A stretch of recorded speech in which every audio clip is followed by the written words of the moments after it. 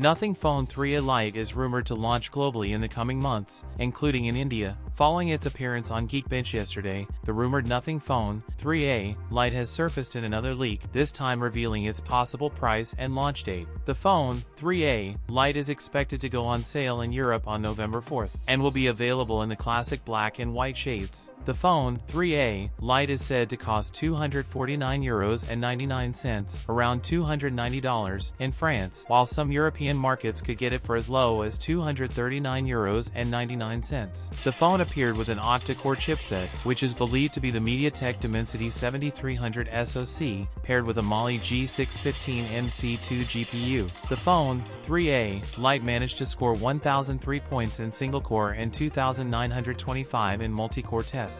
Nothing Phone 3a Lite could be offered in a single 8GB RAM plus 128GB onboard storage variant. Nothing Phone 3a Lite could become a compelling option in the mid-range 5G segment. That's it for today's video. If you enjoyed it, don't forget to like, comment, and subscribe for more content. Thanks for watching, and I'll see you in the next one.